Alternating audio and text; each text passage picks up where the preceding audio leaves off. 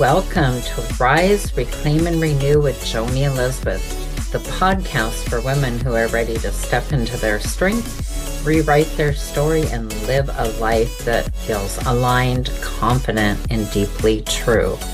Hi, I'm your host, Joni Elizabeth, therapist, coach, writer, speaker, and fierce advocate for women who are rising out of old patterns, reclaiming their worth, and renewing the way they show up in the world.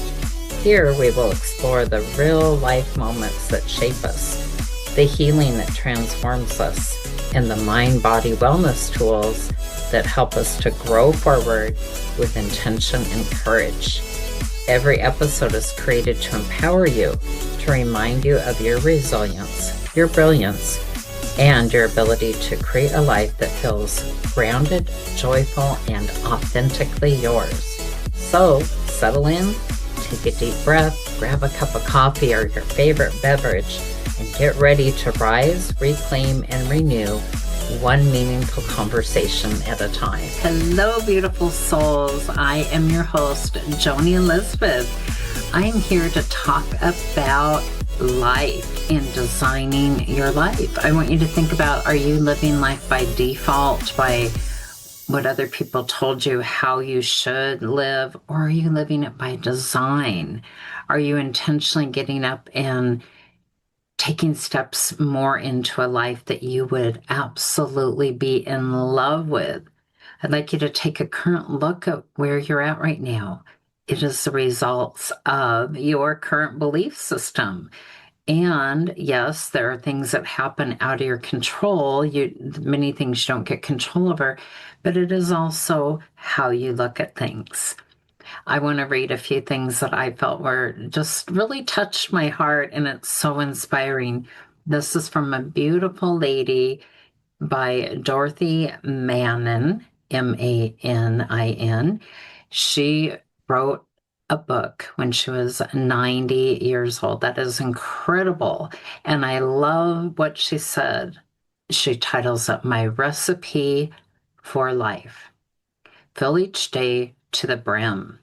Sprinkle with friendship. We need that connection and good community. Add a hunk of empathy, and that is such an important thing to remember. Add a pinch of understanding. Always omit the advice. Bake in a huge, huge container of love, followed with fun, fun, fun. And she put some special things in here, like send a card or a gift to someone anonymously. How fun would that be? And to bring that back in. I know I have been blessed by some amazing clients they'll show up and they'll have a little card or a note or whatever, and I just receive it with joy. It just brings me such joy as I pour into other people and learn to just embrace the good that is poured into me as well. Call a friend, say thanks for being in my life. I like to do that. One of my friends, we have done that a few times now, just deep appreciation. Do an unexpected chore for a neighbor or someone in the family or a friend. And I had this idea because my printer, I must have I'm going to print out many copies of this book. Printed out many, many copies. I'm like, oh my goodness, I didn't want to print that many copies. But then all of a sudden I had this idea, we're living life by design, not default. Instead of oh, great, I wasted paper. No, I can take this and maybe surprise some neighbors by putting this by their mailbox or somewhere where they would see it, that it might brighten their day too. So what a beautiful gift to be able to share more love and light out there. Here's some other things that she wrote about. Call or write or email, or nowadays we can text your grandchildren, telling them how proud of them you are. Call, write, or email your grandchildren, and if you have great-grandchildren, tell them how proud you are of them as well. Do that with your children too, for sure. Do something different than you have ever done before. A year or so ago, I tried line dancing. It was so much fun. I'm going to do that again. When you get dressed, let a little smile be the final thing you put on. Go into the garden and pick flowers for every room of the house if you have a garden. Slip a note of affection into your spouse's drawer or lunch or in his car. Learn to play a musical instrument that is new to you. Learn to ice skate. Turn off the TV and just enjoy silence. Again, this is all coming from she was 90 at the time that she wrote this, and it's a published book. I think it's so amazing. Take time to thoroughly enjoy looking deeply into the blossoms of your favorite flower. And then she put, vote, vote, vote. When you vote, fill your soul with gratitude for the privilege to be able to enjoy your life, even the simple things. So we can get so lost in all the responsibilities, all the things that we have to do, from our job to maybe if you're raising children, to their activities, to keeping up with technology and the changes, and often the side of who are you? Where are your dreams? Do you remember when you were growing up having special dreams, or someone that said, I want to be an astronaut, or I want to be a fireman, I want to be a police officer, I want to be a teacher, I want to be a author. There's so many things, and those dreams often disappear over time because we have our default belief system, what we're told, who we're around, all we've ever known, and we have these often limiting beliefs. And before you know it, you could have many years go by and you're like, why am I just doing the same thing over and over again, getting the same results? And or you're in a transition in life. Maybe you had a recent loss of a job or a relationship or a loved one or kids. They move out and transition and creating their own lives. And this is hard to get your footing sometimes of, who am I? What brings me joy? How do I move forward into that? So I'm going to give you a couple little strategies to help you over the next week, or if you want to share this, please do. It gets the word out to more people if you like and subscribe and leave a 5-star review. Share it with friends. My intention is to help you to find your best life, to learn that you can create new, empowering ways of showing up for yourself and your family, but put yourself a higher priority. Take out your pen and paper or notes on your phone and write down, what are things that I would absolutely love? Don't be afraid of them, because your mind, your default could go to, I can't do that, I can't become that. Maybe you say you're too young, or you're too old, or you don't have the money. Stop with that. Put that aside and say, what would you really love? What's important if you could dream again? Again, early in the podcast, I shared about Dorothy's book that she wrote when she was 90 years old. That's so incredible. And I think when she was 82 or somewhere around there, she had always wanted to paint, and she took up painting and created some beautiful, beautiful painted pottery and different things. You can do and become what you decide. It starts with you. So it starts with dreaming or having a vision. And when the old default comes up to say you're not good enough, you can't do it, it won't work, put that aside. Notice that that's what's coming up for you. Hold a little space for that.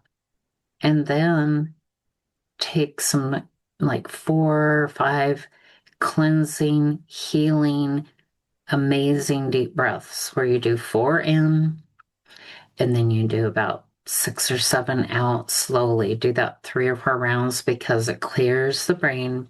It helps your nervous system to reset and heal. Go back to that question. What is it that you would love in your life? What would you be doing different? And what is one step you can take today that would be different than what you did yesterday? What's something you could do right now in this moment?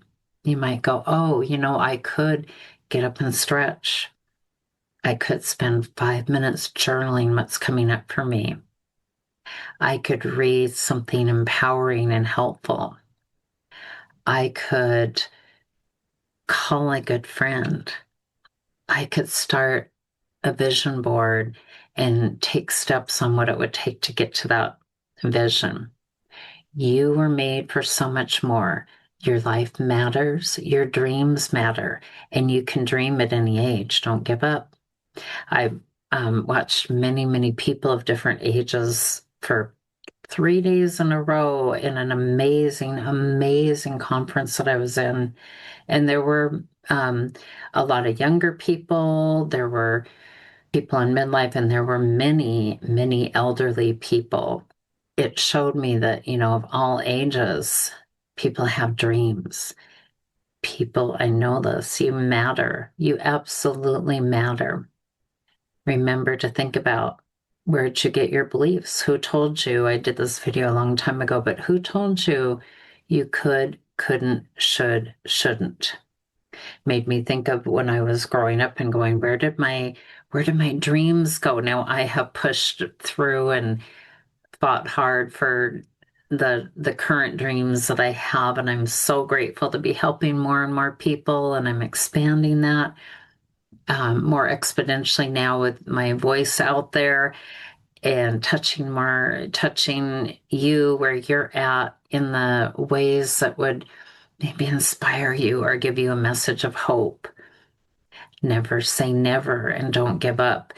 Dreams are given to you for who you're designed to be. Don't let other people define you. Don't let the past hold you back. Heal from it.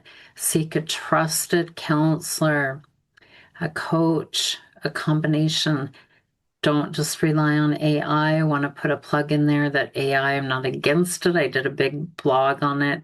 I think it can be very helpful. It can give you some insights or maybe some journal prompts, but it does not replace at all, nor should it ever, human connection, using your own creativity, your own dreams, seeking a real trained therapist. There's an art and science to therapy that no AI can replicate, or you cannot benefit to the highest quality of that. So you could bring in your blueprint of what you've been working on and talk to a trusted therapist that can help you navigate to creating more of what you want and letting go of the past. The past is the past. Shake it off. Grieve it, yes. It's not as easy as like, oh, let me just wake up and everything's okay. It takes work and even baby steps. But just because the past is in the past doesn't mean that today can't be a better, brighter day. Or picking up some of the wonderful words of Dorothy in her book, I believe it was called 90 Ways to Have a Fulfilling Life. Great words of wisdom. Seek out social support. Sit with elderly people. Seek their wisdom. They have amazing wisdom and stories, and they have so much to offer, and so do you. You are made for so much more. There's only one of you, and you get to be the best you that you were designed to be. Until next time, and always, much love and blessings. Joni Elizabeth. Thank you for listening to Rise, Reclaim, and Renew. If this episode encouraged you, please leave a 5-star review. It helps this podcast reach more women who need these conversations.